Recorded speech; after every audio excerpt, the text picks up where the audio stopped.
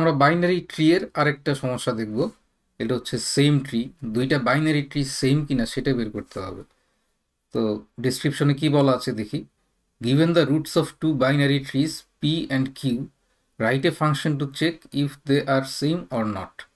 অর্থাৎ দুইটা binary tree দেওয়া থাকবে। তো বাইনারি ট্রি কিভাবে দেওয়া থাকবে, বাইনারি ট্রি রুট দেওয়া থাকবে, এবং এখানে যে স্ক্রিনে দেখতে পাচ্ছ ট্রি নোড, এটা হচ্ছে রুটের একটা, রুট হচ্ছে এই ক্লাসের একটা অবজেক্ট। এখন এই দুইটা রুট দেয়া থাকলে এই দুইটা রুট, যেই ট্রি এর রুট, ওই ট্রিগুলো একই কিনা সেটা আমাদের বের করতে হবে। and two binary trees are considered the same if they are structurally identical and the nodes have the same value। মানে তাদের স্ট্রাকচারগুলো একই রকম হতে হবে, এবং এই স্ট্রাকচারগুলো একই রকম হওয়ার পর যে নোটগুলো আছে এই নোটগুলোর মানও একই হতে হবে। যেমন আমরা প্রথম এক্সাম্পলে দেখতে পাচ্ছি ওয়ান, এখানে ওয়ান আছে, ওয়ানেরও দুইটা চিলড্রেন, একটা লেফট একটা রাইট, এই ওয়ানেরও দুইটা চিলড্রেন এবং দুইটা একই ভ্যালু। তো এটা হচ্ছে আইডেন্টিক্যাল বা একই সেম বাইনারি ট্রি। কিন্তু এক্সাম্পল টুতে আমরা দেখতে পাচ্ছি এটা ওয়ান এটা টু, কিন্তু এই ওয়ানের একটা লেফট চাইল্ড আছে, কোনো রাইট চাইল্ড নাই, এই ওয়ানের কোনো লেফট চাইল্ড নেই, একটা রাইট চাইল্ড আছে, তাহলে এরা কিন্তু সেম বাইনারি ট্রি না।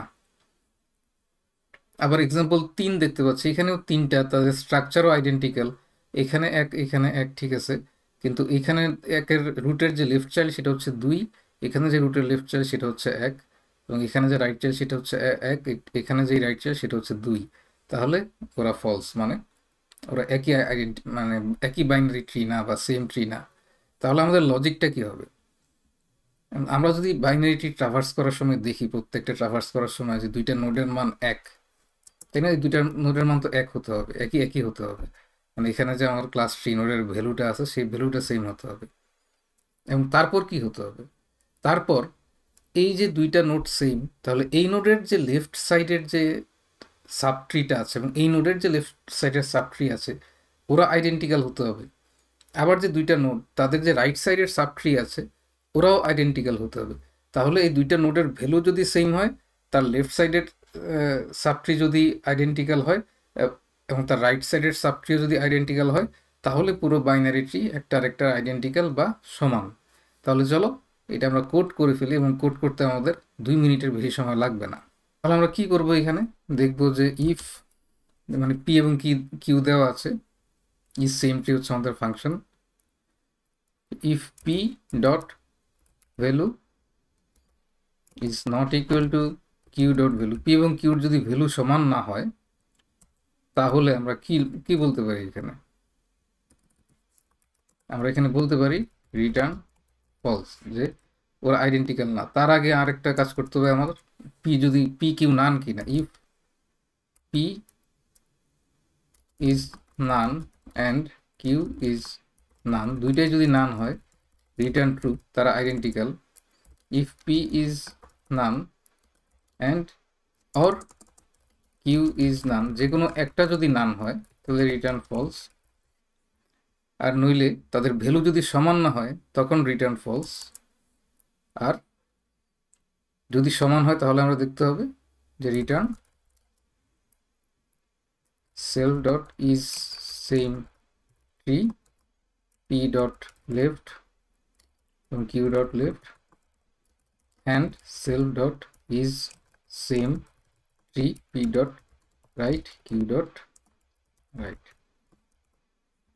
তাহলে আমি কি করলাম, যে দুইটাই যদি নান হয়, পি কিউ দুইটা রুটই নান, মানে এখানে আসলে কোনো নোড নাই ট্রিতে, তাহলে দুইটা সেম একই ট্রি। আবার এইটা নান অথবা এইটা নান হয়, তার মানে দুইটা এক না, একটাতে নান আছে একটাতে নান না। আর তারপর দুইটার ভ্যালু যদি সমান না হয় নোডের পি কিউর, তাহলে ওরা সেম না, তো রিটার্ন ফলস। আর যদি দুইটা সমান হয় তখন আমরা দেখব কি, সমান হলে তো এখানে আসবে, তখন আমরা দেখব যে এটার সেম, পি এর যে লেফট চাইল্ড এবং কিউ এর যে লেফট চাইল্ড ওইখান থেকে যে ট্রিটা শুরু হয়েছে ওরা সেম কিনা, এবং পি এর যে রাইট চাইল্ড এবং কিউ এর যে রাইট চাইল্ড ওইখান থেকে যে ট্রিটা শুরু হয়েছে ও এই দুইটা সেম কিনা। তো ওরা যদি সেম হয়, দুইটাই এই জন্য এন্ড কন্ডিশন, তাহলে আমার এটা আইডেন্টিক্যাল। তো আমরা এখন কোডটা রান করি এবং সাবমিট করে দিই। তো এটা কিন্তু অ্যাকসেপ্টেড। তাহলে খুবই সুন্দর এবং সংক্ষিপ্ত কোড, এবং এটা টাইম কমপ্লেক্সিটি কত, এটা টাইম কমপ্লেক্সিটি হচ্ছে ট্রি এর নোডের সংখ্যা যত তত, ট্রিতে যদি এন সংখ্যক নোড থাকে তাহলে আমার টাইম কমপ্লেক্সিটি হচ্ছে ও এন, কারণ প্রত্যেকটা নোড একবার করে ভিজিট হবে এবং দুইটা ট্রি এরই সবগুলা নোড একবার করে ভিজিট হবে, তাহলে আসলে O n plus O n which is O n, তো লিনিয়ার টাইম কমপ্লেক্সিটি।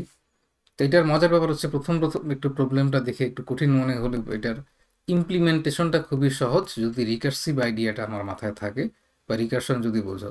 তো এই জন্য এই প্রবলেমটা ইম্পর্টেন্ট প্রোগ্রামিং ইন্টারভিউতে বা কোডিং ইন্টারভিউতে, কারণ এটা দেখে এই প্রবলেমটা রিকার্সিভ কনসেপ্টটা যাচাই করার একটা ভালো প্রবলেম। তো আশা করি এই প্রবলেম বা এই ধরনের কোনো প্রবলেম আসলে সেটা তোমরা সহজেই ইন্টারভিউতে সমাধান করে ফেলতে পারবা।